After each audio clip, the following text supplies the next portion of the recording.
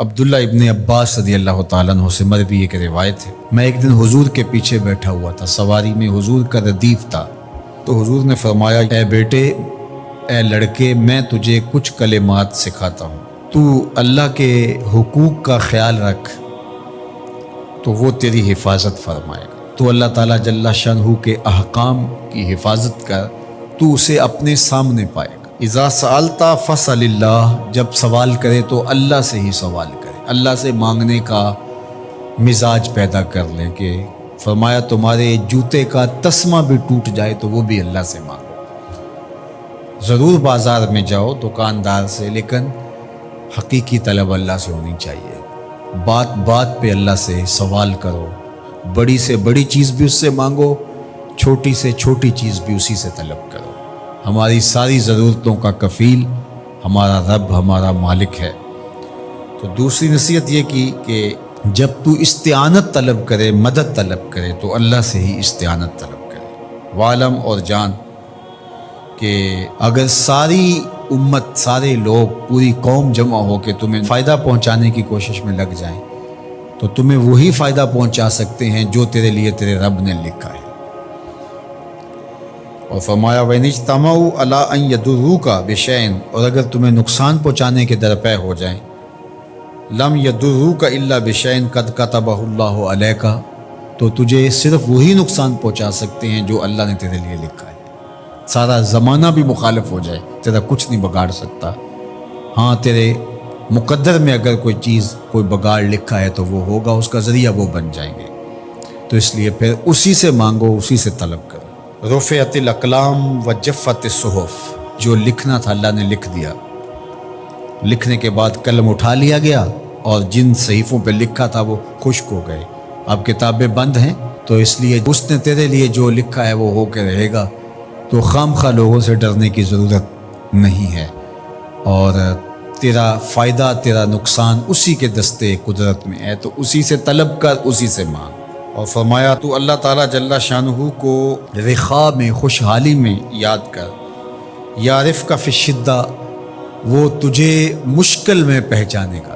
یعنی جو شخص خوشحالی کے دور میں اس کے پاس دولت ہے، صحت ہے، تو اللہ تعالیٰ کو فراموش نہیں کرتا، اللہ اس کی بدحالی کے زمانے میں اس کو فراموش نہیں کرتا۔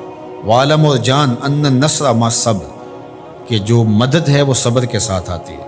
وان الفرج مع الکرب، اور کشادگی جو ہے وہ مشکل کے ساتھ آتی ہے۔ وان مع العسر یسرا، اور سہولت جو ہے وہ مشقت برداشت کرنے کے بعد آتی ہے، تنگی کے بعد فراخی آتی ہے۔ پہلو مشکل پھر تمنا، پہلو کنڈا پھر پھول، شاید مگروں پہلو مکھیاں ڈس دیاں ڈنگ والیاں۔ تو یہ سب ہوتا ہے، مشکلات، تکلیفیں، آلام، مصائب، ان سب سے گزر کر کے آسانیاں آتی ہیں۔ خود حضور کی زندگی دیکھ لیجئے، مدنی زندگی مکی زندگی کے گزرنے کے بعد، طائف کے مراحل کو طے کرنے کے بعد آتی ہے۔ تو ہم ڈائریکٹ اگر چاہیں مکی زندگی کو اختیار کیے بغیر اور طائف کی مشکلات اور سنگلاخ راستوں سے گزرے بغیر مدنی برکتیں حاصل کرنا، تو وہ نہیں پا سکتے۔ تو یہ اللہ تعالیٰ نے ایک نظام رکھا ہوا ہے۔ یہ بات ذہن میں رکھیے کہ گھر کیسے ٹوٹتے ہیں؟ جب مرد یہ چاہ لیتا ہے کہ بیوی 100% میرے مزاج کی مطابقت میں ڈل جائے، اور ایسا عملاً ممکن نہیں ہے۔ دو لوگوں کے درمیان کلیتاً موافقت ممکن ہی نہیں ہے، یہ اللہ نے نظام ہی نہیں بنایا۔ قدرت نے جو کائنات کے اندر تنوع کا جمال پیدا کیا ہے، کائنات کی خوبصورتی ہی اختلاف اور تنوع پہ ہے۔ دو حقیقی بھائیوں کا مزاج نہیں ملتا تو دوسرے خاندان سے آئی ہوئی خاتون کا مزاج شوہر سے کیسے ملتا؟ ویسے تو مرد اور مرد کا مزاج نہیں آپس میں ملتا، اور بیوی اور شوہر جو مرد اور عورت ہیں ان کا کیسے ملے گا کلیتاً؟ ایک ماں باپ کے گھر میں پرورش پانے والی بیٹیاں اور بیٹے، ان کا مزاج کلیتاً موافقت نہیں رکھتا، تو ایک دوسرے خاندان میں پرورش پا کے اور ایک اس خاندان میں، تو ان کا کیسے کلیتاً موافق ہوگا؟ دو آدمیوں کا نشانی انگوٹھا نہیں ملتا، دو آدمیوں کی شکلیں نہیں ملتی، دو لوگوں کی آواز نہیں ملتی، دو لوگوں کا مزاج کیسے ملے گا؟ تو ممکن نہیں ہے۔ لیکن نفسیات کے ماہرین نے کہا ہے کہ دو لوگوں کے درمیان اگر آپ کہیں کہ تو ہم مزاج ہیں، بالکل ایک طرح سوچتے ہیں، کلیتاً موافقت ہے ان کی، تو وہ بھی 80% ہوگی، 20% پھر بھی فرق ہوگا، اور یہ کوئی کیس ہوگا کہ کلیتاً موافق، اور اگر ہوگی تو 80% ہوگی، 20% پھر بھی فرق ہوگا، تو 20% تو پھر بھی برداشت کرنا پڑے گا۔ تو جب مرد نے یہ طے کر لیا کہ عورت کلیتاً میرے مزاج کے مطابق ہو تو پھر ٹھیک ہے، پھر گھر اچھا رہے گا، اگر میرے مزاج سے تھوڑا سا تفاوت ہوا تو گھر میں لڑائی ہوئی تو گھر کبھی بھی امن کا گہوارہ بن نہیں سکتا۔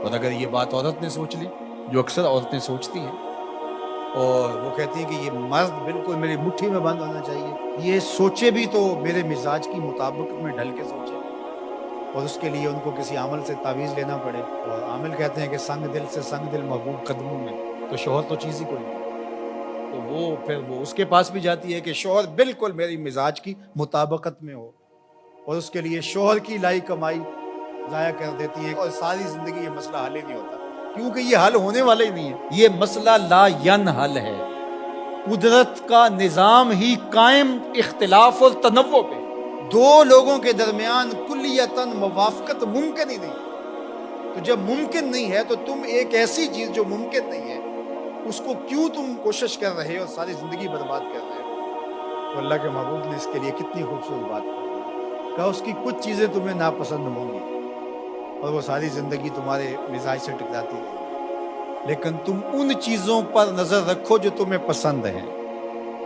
گھر سوکھا ہو جائے، اللہ اکبر۔ اور ان پسندیدہ چیزوں میں سے ایک چیز عورت کی وفا ہے، اور یہ تقریباً ہر عورت میں ہوتی ہے۔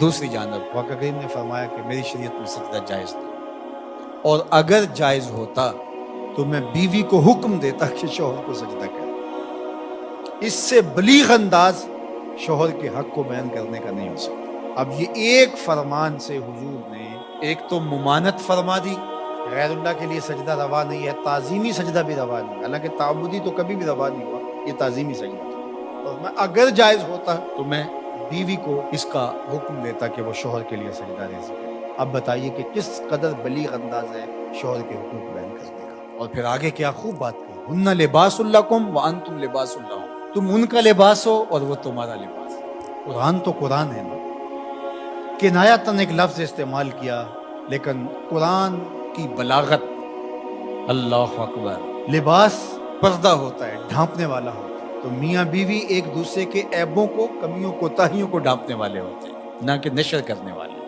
اور تیسرا لباس زینت ہوتا ہے، لباس سے زینت بڑھ جاتی ہے، اگر کوئی بے لباس ہو تو کس قدر اس کے وجود سے وحشت آئے۔ لباس وجود کو، جسم کو زینت دیتا ہے، تو مرد عورت کی زینت ہے، عورت مرد کی زینت، لباس۔ اور لباس کا چوتھا فائدہ کہ وہ موسمی اثرات سے بچاتا ہے، گرمی اور سردی کی سختی اور شدتوں سے بچاتا ہے، اللہ اکبر۔ تو ایک لفظ بیان کر کے اللہ تعالیٰ جل شانہ نے کیسا مانوی حسن یہاں بیان فرمایا، وہ تمہارا لباس ہے اور تم ان کا لباس ہو۔ اور اگر اس مانویت کو سمجھ لیا جائے تو آج جو مغرب پراپیگنڈا کرتا ہے عورت کے حوالے سے، قرآن نے دونوں کے لیے ایک جیسے لفظ استعمال کیا، یعنی جس طرح تمہارے ان پر حق ہیں، ان کے تمہارے اوپر حق ہیں۔ ایک شخص آیا اور آقا کریم کی خدمت میں اس نے عرض کی، یا رسول اللہ صلی اللہ علیہ وسلم، کون سا صدقہ ہے جس کا اجر زیادہ ہے؟ جب آپ کاروبار کرتے ہیں تو کاروبار میں یہی کرتے ہیں کہ میں انویسٹمنٹ وہاں کروں جہاں نفع زیادہ آئے، تو یہ بھی اللہ سے تجارت ہے، ایسی تجارت جس میں نقصان نہیں ہے، نقصان تو یہ طے ہے نہیں ہوگا، لیکن نفع زیادہ آئے یہ تو آرزو ہو سکتی ہے تجارت کرنے والے کی۔ تو اس نے حضور کی خدمت میں آ کے سوال کیا، فرمایا کہ بہترین صدقہ وہ ہے اجر کے اعتبار سے، فضل و شرف کے اعتبار سے، اس حالت کے اندر کہ جب تو تندرست ہو، صحیح ہو، اور تجھے مال کی ضرورت اور حاجت اور لالچ بھی ہو، اور تجھے یہ دھڑکا بھی ہو کہ اگر میں نے خرچ کر دیا تو میرا کیا بنے گا، خرچ کر دیا تو میں کہیں فقیر نہ ہو جاؤں، حالات ایسے چل رہے ہوں، کساد بازاری کا دور ہو، اور تجھے یہ ڈر ہے کہ اگر میں خرچ کیا تو میں خود بھی تو فقیر ہو سکتا ہوں، اور تجھے اس پیسے سے جو تو خرچ کر رہا ہے نفع بخش کوئی کاروبار بھی مل سکتا ہے، اس سے تیرے رزق میں اور تیرے کاروبار میں اضافہ بھی ہو سکتا ہے، لیکن اس کے باوجود تو کرے، تو فرمایا یہ افضل صدقہ ہے۔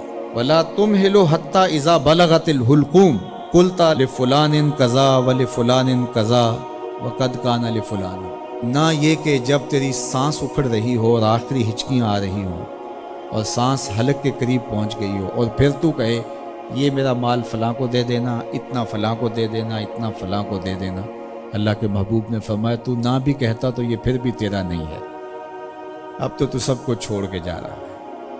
تو بہترین صدقہ وہ ہے کہ جو اس حالت میں کیا جائے جب بندہ خود تندرست ہو، اس کو مال کی ضرورت ہو، اس مال سے عیش و عشرت کر سکتا ہو۔ عمومی طور پہ جوانی کے ایام کے اندر بندہ کہتا ہے یہ جوڑنے کا وقت ہے، حالانکہ اس وقت افضل صدقے کا وقت ہوتا ہے۔ خدا کی راہ میں خرچ کرو، خدا نے یہ نہیں کہا کہ سارا ہی خرچ کر دو، یہ تو کسی کو اعزاز ملتا ہے، یہ تو صدیق اکبر کا اعزاز ہے۔ حضور علیہ السلام کی خدمت میں ایک اور شخص بھی آئے اور انہوں نے بھی سارا مال دینا چاہا، تو آقا کریم نے فرمایا نہیں، سارا خرچ نہیں کرو، اپنے بچوں کے لیے بھی رکھ لو۔ یہ اعزاز صرف حضرت ابو بکر صدیق رضی اللہ تعالیٰ عنہ۔ اللہ اکبر۔ کہا کہ میرے دیے ہوئے سے کچھ دو، اب تمہاری مرضی ہے، تم جتنا دے سکتے ہو۔ وہ جوانی میں جب تم صحیح ہو، تندرست ہو، اس وقت تم راہ خدا میں خرچ کرو۔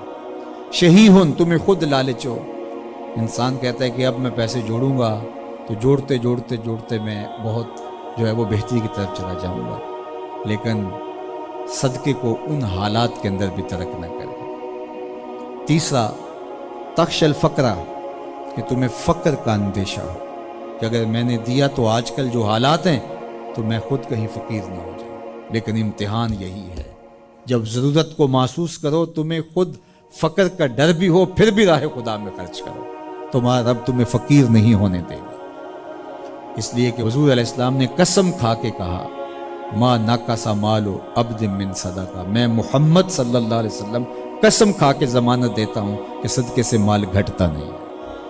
اللہ اکبر۔ اور پھر وتامل الغنا، اور تم یہ سوچتے ہو کہ یہ پیسے ہم لگائیں گے کاروبار میں، فلاں جگہ پہ انویسٹ کریں گے تو بہت سارا نفع آ جائے گا۔ بندہ باز کا یہ سوچتا ہے اس نفع سے پھر دے دوں گا، اور میں نے دیکھا ہے کئی لوگ ساری زندگی ایسے کاٹ دیتے ہیں کہ اتنے ہوں گے تو دوں گا، نہ اتنے ہوتے ہیں نہ وہ دیتے، کیونکہ یہ لالچ ختم ہی نہیں ہوتا۔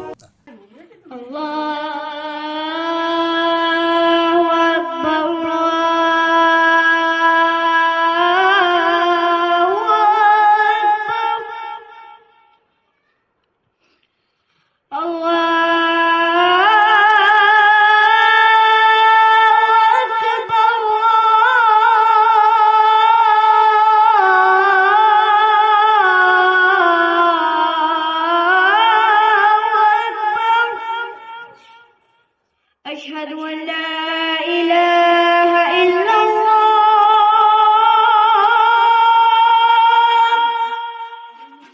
أشهد أن لا إله إلا الله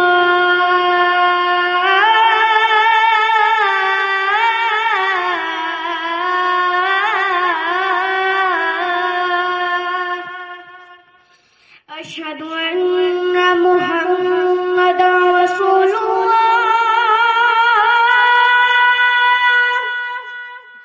أشهد أن محمد رسول الله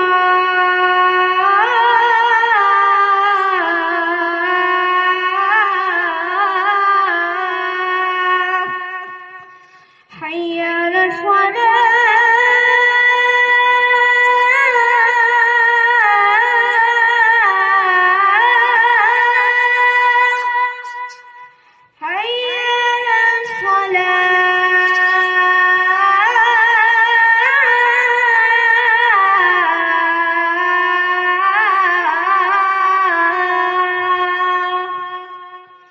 حي على الفلاح